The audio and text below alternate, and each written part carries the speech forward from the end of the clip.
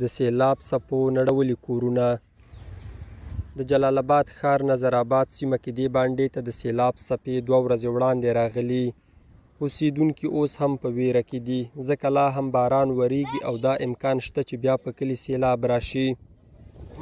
د خونو چتونه رالوېدلي او شنه فصلونه یې د سیل خړو څپو په دې حال کړي. کلیوال وایي که څه هم د سر زیان نه لري مګر ولاړې خونې یې لوېدلي او د کور توکي اوبو وړي. دوی په حکومت او خیریه بنسټونو د مرستې غږ کوي. ټول په کورونو کې ګیر شو، تر دې پورې د کورونو دیوالونه ونړېدل، چتونه کېناستل، خلکو ته تکلیفونه زیاني مالي ورسېدل او د سر نقصان نه دی شوی، څوک پکې زخمیان شول، غواګانې ویوړل. او اوس د خیریه بنسټونو او د دولت نه زموږ دغه توقع ده چې موږ سره څه همدردي او څه کومک وکړي. په دې کورونو کې دونه غریب او بېروزګاره مخلوق شته دی چې د یو ټایم لري او د بل ټایم نه لري.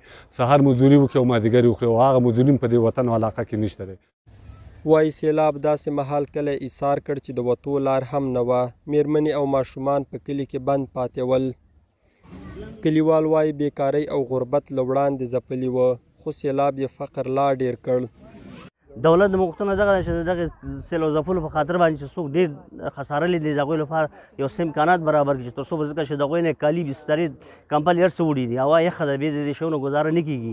دیګو کاسې هم ورته نه دي پرېښودې. دغې په مقابل کې څه ورته مادګي وکړي نو د دوی به تسلي هم وشي او دغه ضرر نه به هم لږ په امن کې شي. مسؤلین د سیلاب ځپلو کورنیو حال له نږدې ګوري. د زیانمنو کورنیو نوم لیکي چې مرسته ورسره وکړي. کور په کور د اوښتي زیان لیدنه کوي. او انشاءالله دا زه ډاډ ورکوم چې مطلب دا دی زموږ د طرف نه به دوی ته یو پیره چې موږ دا لیست برابر کړو نو د حکومت د طرف نه به چې کوم دی نو دوی سره هغه خپل وس مطابق به ورسره مرسته کیږي. په 15 ولایتونو کې وروستیو بارانونو او سیلابونو شاوخوا 140 کورونه ویجاړ کړي. د هوا پیژندنې ادارې په راتلونکو څو ورځو کې د نورو اورښتونو احتمالي وړاندوینه هم کړې. په هیواد کې د وروستیو شدیدو اورښتونو او سیلابونو له امله د هیواد په بېلابېلو ولایتونو کې خلکو ته ګڼ شمېر مالي او ځاني تلفات اوښتي. دلته د نظر آباد په کلي کې هم خلکو ته ګڼ شمېر مالي زیانونه اوښتي خو ځاني تلفات نه لري. اجمل صدیقي، سیمه نیوز، ننګرهار.